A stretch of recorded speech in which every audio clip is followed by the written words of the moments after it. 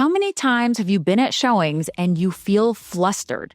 You don't know where to park. You don't know where the building is. You don't know where the lockbox is. There's no key in the lockbox. And if there is a key in the lockbox, it's stuck and doesn't work in the door. It is the worst feeling on the planet to be in front of your clients and feel completely out of control.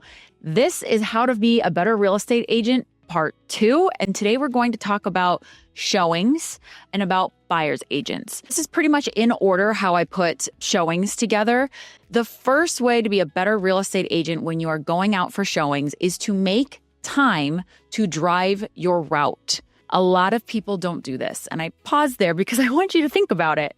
It's so important to show up prepared. And a lot of people are probably rolling their eyes or shutting this video off right now and saying, I don't have time for that. Well, you better frickin' make time, because there is nothing worse than your client following you around when you're trying to find the lockbox. You're trying to figure out why the key isn't working. You walk into the house and the back door to the patio is jammed, right? Like, you have all of these things that you could run into. And the truth is, when you're not prepared, that's when they pop up. So why do we drive the route? Number one, we drive the route to make sure that we know where to park, that we know where the building is, that we know the keys in the lockbox, that we know the key in the lockbox works, we know where all the light switches are. I highly suggest, if it's a vacant house, vacant condo, that you go in so you know what's going on. If there's a concierge at the building, then you need to make sure that you establish yourself. Make sure the gate code works. There's so many things that go into showing a house. If it's like a house not in an HOA and you can just roll right up, then you can just drive by. That's fine. That's like the easiest route. But in Scottsdale, Arizona and Miami, where I work, there's a lot of condos, and it's just the worst feeling when you don't know what's going on and you look like an idiot, and then you're like trying to stay professional, but you're flustered at the same time. So how did I get to do this? I was tired of feeling like an idiot in front of my clients enough times. I don't know if they knew that I felt like an idiot, but I didn't like having to cover it up. So when I decided that I was going to take the time to drive my route, I would go get my favorite coffee and I would make it a fun thing. I didn't get ready.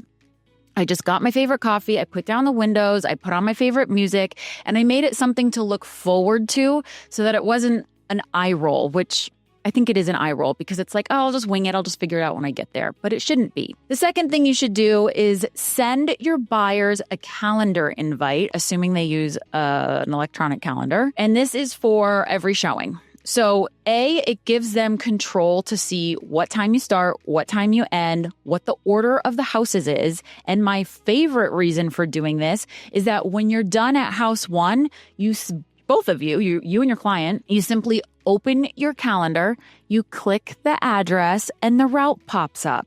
You don't have to sit there and type in the address real quick. You are prepared. Everybody knows what's going on. You can even put notes in there saying if it's occupied or vacant, which, by the way, I always show occupied houses first and leave vacant houses to the end, because if we're running late, nobody cares because nobody's in the house. It's vacant. So that has been super helpful. Clients love it.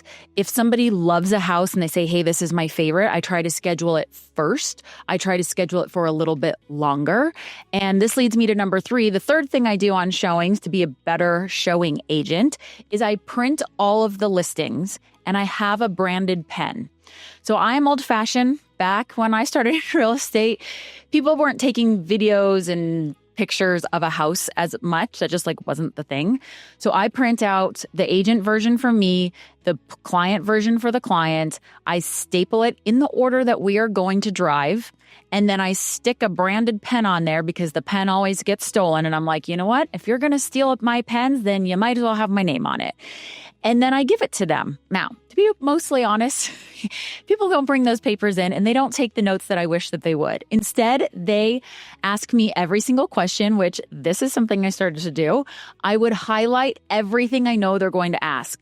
Beds, baths, square feet, HOA, year built, price, taxes, and anything else. But those are the main ones that I would highlight so that when they ask me a question, I can kind of kindly throw it back in their face and say, oh, do you have your papers?